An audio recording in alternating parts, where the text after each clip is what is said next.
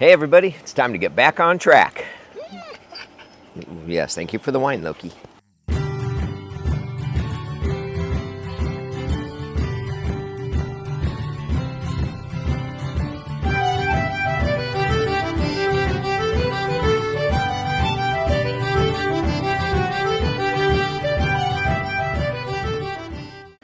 Hey everybody, welcome back to the Renewed Homestead. I'm Ben, and yes, it's time to get caught up.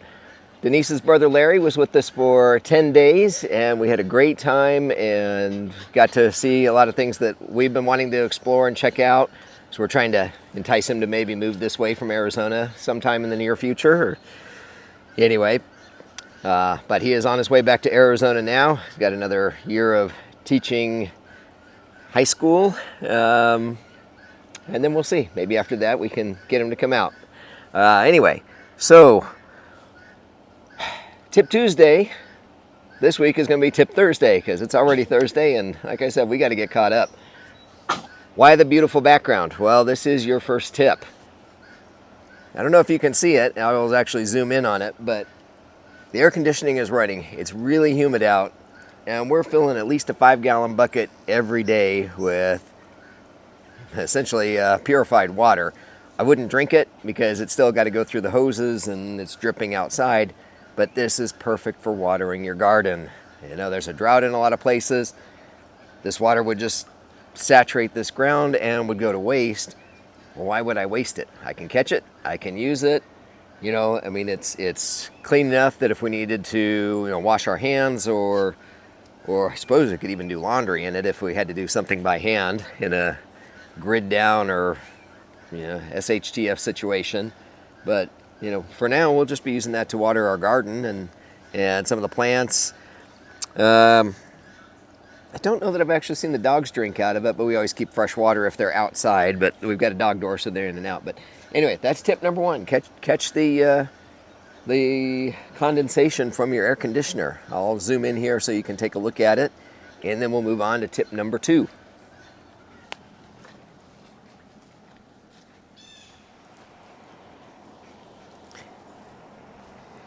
And there's Loki laying in the cool dirt.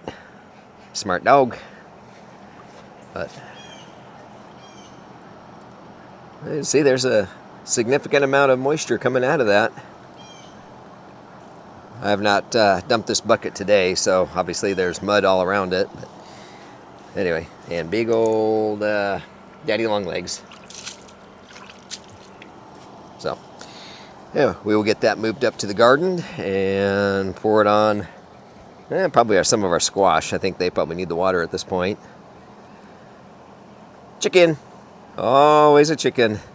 That's just some cherry wood that a tree had fallen when we first got here. I chopped it up and there it sits. The idea is someday we'll maybe use that in a smoker. And cherry wood smoke makes some amazing flavoring for meats. But anyway, all right, on to the next tip. Katie, say hi.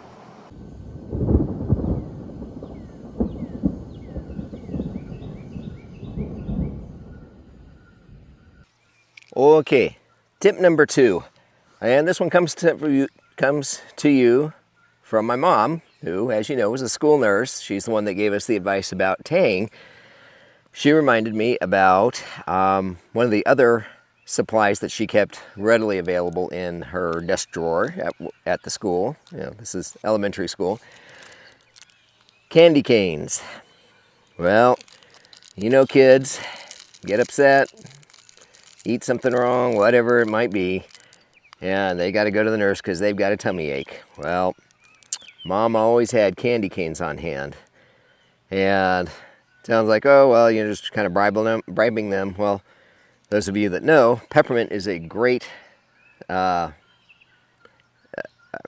peppermint mint is great for soothing stomach aches. I always kept candy canes on hand for my kids. Tummy ache, they can suck on a mint, help soothe the stomach, but in some ways too, it's just kind of soothing. It will, at least for children, it'll kind of distract the mind, just kind of calms the whole situation. But as we researched more and Denise got more into essential oils, you can get, mint oil, peppermint oil, and I think there's spearmint too. Either one, I believe, works pretty much the same, but just to drop under your tongue. The essential oils are highly concentrated, so just to drop under your tongue, kind of let it absorb in. You know, I mean, you could just put it on your tongue and swallow it, but you know, let it slowly release into your system. Very good for soothing stomach aches. And we're out by the garden because you can also take a mint leaf and just chew on it, and you'll crush those oils and get that into your system. But we have it in the garden. It helps drive away pests, which I wish I could say is true with the gnats, but at least it keeps them off of the plants. But you see, the mint is in a pot. Very, very invasive. If you plant mint in the ground, you will not get rid of it, and it will spread, which in some areas that's fine, raised flower bed or whatever, but if it's in your ground, you're going to be dealing with it for a long time. So we keep it in pots, and then that way too we can move it around if we get an infestation. Right now our beans are getting chewed up, so we moved it closer to the beans. And anyway, one other peppermint tip is peppermint tea. You just make up peppermint tea, sip that, you know, and I'm talking about for soothing stomach aches and things, but really looping back around, yeah, Mom's like, oh yeah, remember candy canes? So she would always go the day after Christmas and pick up boxes of just the little small candy canes. And I think there are a lot more stomach aches at her school than most schools. Yeah, that's right. Mom's a very good person, and kids just adore her, as do her kids. So anyway, all right, let's get on to tip number 3. All right, got a problem that all gardeners seem to have. Well, I would say 99%. You get your seeds all planted, all nice and neat. You get all your labels and tags stuck, written up, put them in the ground, first rain or first sprinkling, whatever it is, and you can no longer read the tag. Doesn't matter what kind of tag. Blank. So then you wait and you hope you don't get cross-pollination and you can remember what it is you planted, depending on the size of your garden. Well, I've got your answer. We've asked and we've asked and we've asked, and we finally had bought a couple plants from one of the homesteaders at the farmer's market in our little downtown area, and we noticed those tags were not washing off. Like, what are you using? She's like, oh, that is the most common question I get about all my plants, is how do I keep the tags from washing off? Well, yes, it's a Sharpie Industrial. Yes, there is a difference. I should almost put them in an Amazon store or something and link it to us, but they're not all that expensive, not much more than any others, but found them on Amazon. We came home and ordered them immediately, and so we've got 3 of them, and she's right, they're not washing off. So we are now able to label our plants and know what they are a week from now, 3 weeks from now, and hopefully 6 months from now. Doesn't mean you can reuse their tags, but I guess you can always use the back, right? But anyway, so that's tip number 3. I think I'm going to throw in a bonus here. I'm going to take you up by the shop because that's where I do things. So let's go up there.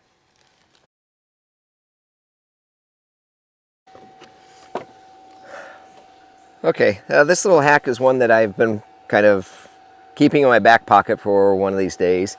And anybody who's done any woodworking is probably going to be like, well, duh. But as we're fond of saying around here, you don't know what you don't know. So I'm going to share it with you. It's something that I've done for years. I showed my son when we were building some shelves back when we lived in Chandler, Arizona, and it's just something my grandfather showed me years and years and years ago. So it's just, it's my go-to. I do it, and it's like, well, if you've never seen it done, you wouldn't know. And that's when you're pulling nails out of boards. Well, especially given supply chain issues these days and so forth, if you can save a nail, that's one you don't have to buy, right? So this is just a pile of some of the wood that was out in front of the house that we'd pulled out of the house. some of the less special wood, but you know, it's up on a pallet, so it's not sitting on the ground rotting until I can do other things with it. But you just need a block of wood. I'm going to bend these couple nails back over, and hopefully this doesn't turn into some crazy thing for me. Yeah. Best laid plans, right? So from the back side, I'm just straightening it up. That's not the trick here. Actually, this probably isn't the best board for it. Anyway, I'm going to hammer the nails on through to the other side. Sorry for the noise. Yeah, you know what? I'm going to stop it here. I'm going to find one with some straight nails. Okay. All right. This is an old growth piece of poplar with big heavy duty nails. And I'm telling you, pulling these boards off of the older wood out of that house, it was a bear. If you go back and watch some of those videos, getting some of these boards out, it was something. So sorry for the noise. I'm going to pound this straight through.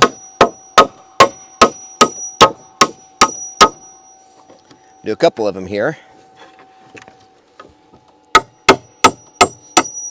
Actually, might as well get them all. All right, so these nails are here, and they're pushed out.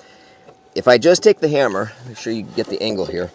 If I take the hammer and go this way, it's harder, it fights you, and it's harder to get it out of there. Plus, it starts to bend the nail as it comes out. So the trick I'm getting to is, if you put another board next to it, next to your hammer, get the claw on around that nail, and you pull up, that nail comes out almost completely straight. So again, a saved nail is one you don't have to go buy again at the store. And these are, like I said, these are heavy duty nails. And if it is a little crooked, just put it on that board and hammer it out, and that's good to go. Maybe that's an old nail, but I have saved buckets full of nails using this technique. So let's get this last one down here. Oh, I'm sorry, Loki. Sorry, buddy. Loki, you're right in the video, I think. No, don't eat the bees. Loki, that's a bumblebee. Don't eat the bees. Loki likes to snap at the bees. Anyway, all right, get that board up there. I mean, if it's a really long nail, you might need to pile up 2 boards to get that lever. Loki, please don't eat the bees. Silly dog. As you can see, I've got a couple more saved nails for the next project. So that's just another little hack tip Thursday. That gives you a 4 for the day. I suppose you could consider it a hack. You can see the gnats are awful. So this hat isn't necessarily for the rain that's coming or the sun that was here, but I spray it with a non-DEET natural bug spray and keep it down, because for whatever reason those gnats like my eyes and they like my ears, so this at least kind of keeps them out of my face. So, all right, let me see. There was something I wanted to mention. Oh yes, our videos. Now that we've been monetized, and as we're getting used to this whole thing and learning, we have set it so you can skip the ads. Some of our favorites around here, they have been running these political ads, and you're stuck watching them. And so we're constantly turning up the volume, turning down the volume. Anyway, so we set ours right now so that you can skip the ads. Yes, you're welcome. But if it's a short ad, one of those maybe 15-second ones, consider watching it, because that does help with the money that we get paid. The little tiny bit that we get paid. But if you can spare 15 seconds, let the commercial run. I've seen a couple that pop up. They're like 25 minutes. I wouldn't expect anybody to sit through that. So, but anyway, just a little way you can help us if you just let those ads run while you're watching our videos, while you're enjoying our videos in the evening or whenever you do, or at the office, whenever you might watch our videos. I don't know. But anyway, the other thing I wanted to mention, as I mentioned a couple months ago, about preparing and storing up food for your pets. The Humane Society and the shelters are already getting full. People are already surrendering them. They can't afford to feed their animals anymore. And in fact, a lot of the shelters are now turning animals away. And I hate to think what will become of those pets. I know up here in the mountains, people drive animals up and they just drop them off on the side of the road and figure they'll find somebody else to go live with. And yeah, it breaks my heart. You know, all dogs and cats, puppies and kitties, they all deserve good, loving, forever homes. When we adopt them as young puppies and kitties, we're committing to taking care of them. And I know hard times are hard, but they are part of the family, and they're part of your emotional support too when times get tough. So, I urge you to do everything you can to prepare and have extra food for them, and that way you can keep them with the family. So anyway, I appreciate it. I'll get off that, but that's it's near and dear to my heart. So all of our dogs and cats are rescues. So anyway, all right. Beyond that, I hope you're having a great day. It's good to be back with you, and we'll get caught up on the videos that we owe you from our sort of time away. You've seen some of the places we've been with Larry, and anyway, got lots to do. Always busy. So give us that thumbs up. Make sure you're subscribed. Be good to yourself and be good to each other, and of course, get the pets spayed and neutered and watch your kids around water. So, all right. Take care, everybody. God bless, and we'll see you on the next video. Bye-bye.